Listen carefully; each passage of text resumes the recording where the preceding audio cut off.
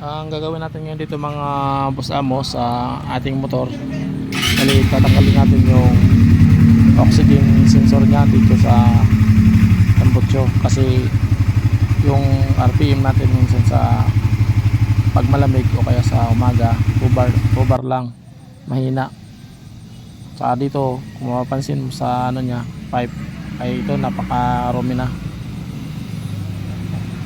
maano na yung carbon deposit niya dahil na rin mga boss amo sa 76K na ang odometer ng ating motor, tapos yung oxygen sensor ay yung stock pa rin.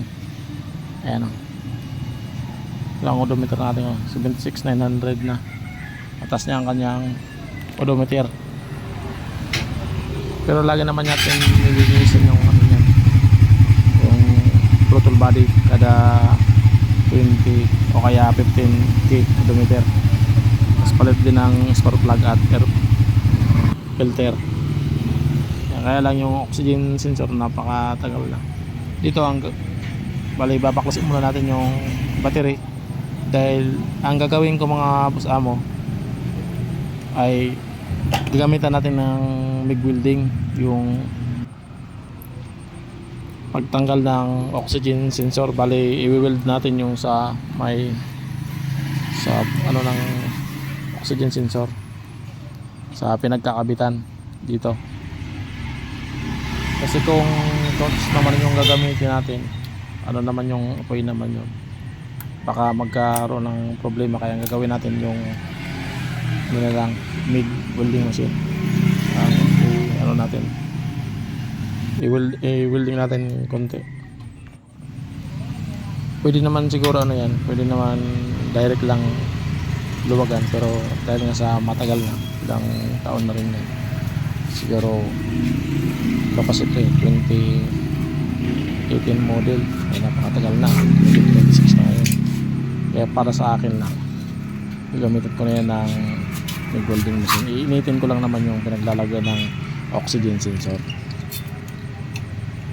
Pag natanggal naman yung tambutso, yung pipe, pwede naman ano yan, i-grinder para matanggal yung konting ano ng flux ng ano welding machine ay ng MIG. Sa akin mas okay na rin ito. Hindi ko na sinubukan luwagan na hindi ininit kasi baka mamay ma-loose thread. Kung i-start mo naman, start mo tapos painit konti, pwede rin, kaya lang iinit din yung oxygen sensor parehas. Dito sa ano natin, discard din na gagawin yung ano lang, yung mag-iinit yung pinagkakabitan lang ng oxygen sensor.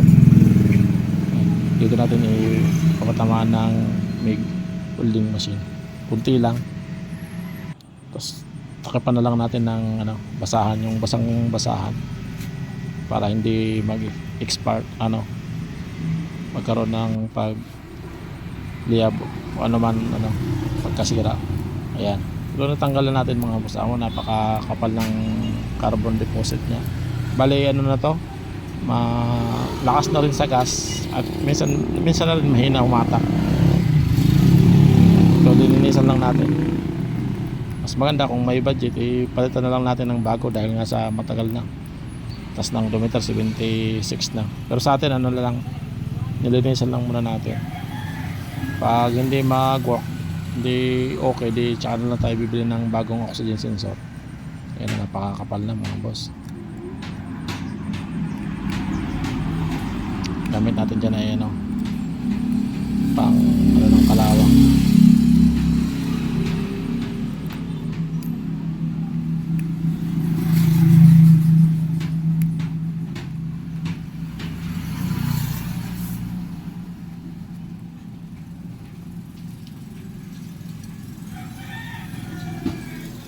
Ito mga basahang ginamit natin, electriting.